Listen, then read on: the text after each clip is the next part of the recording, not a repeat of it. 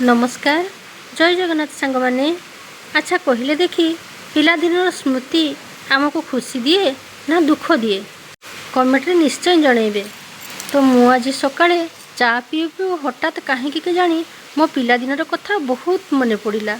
आउ ठीक सेतिकी बेले मो नजरटा जाई पड़ा थाकरे सजा हो रही मो अजाईंकर फोटो उपरे। फोटो दुईटी को धरी किसी समय बहुत कांदिली कहीं ना मो पिला बेल से पाखरे ही कटिला। माँ भली आईर स्नेह भल पाइबा अजांकर तागिद भरा हुंकार मोर आज बहुत मन पड़ुची। पिला बेले भाबुथिली मु केमती जल्दी जल्दी बड़ हो जाती कि मते आउ कहीं आकट करि पारंतिनी, निज खुशी रे सब किछि करि पारंती। आउ आज बड़ हैला परे भाबुची से पिला दिन केते सुंदर थिला, केते खुशी थिला। आज से खुशी सब मो हाथ पाहातर दूर को दूरे जाउची। घर को न फेरिला पर्यंत आई मो बाट चाही बसी थाए। मु पहुँचले सांग ही खाइबा।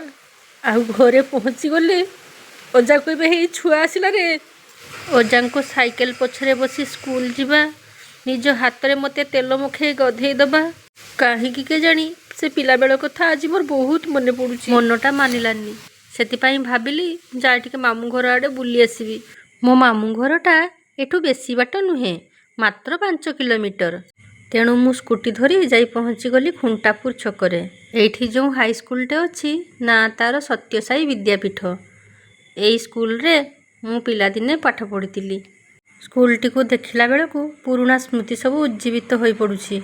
सेतेबेले सार माने पिला मानकु जेमिति भल पाउथिले, आदर करुथिले, सेमती स्ट्रिक्ट मध्य करुथिले।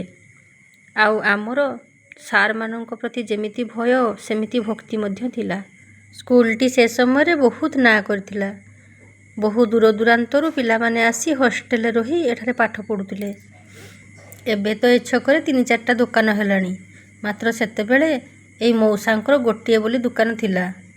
एठारू मो मामू घर आहुरी 1 किलोमीटर।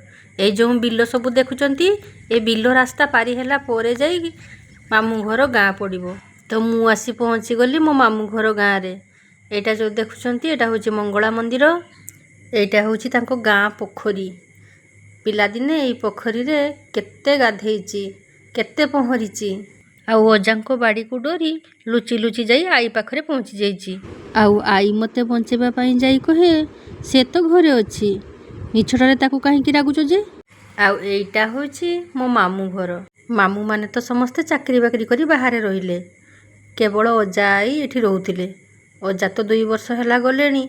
अजा जीवा परे देखंतु घर केमिति बण जंगल पाल्टी जाइछि। आई तो एबे मामू को घरे रहउछि। आउ एठी रहिबो किए। तो गाँ जाको बुलाबुली करी पुणी आउ थरे मु घर को फेरी आसिली।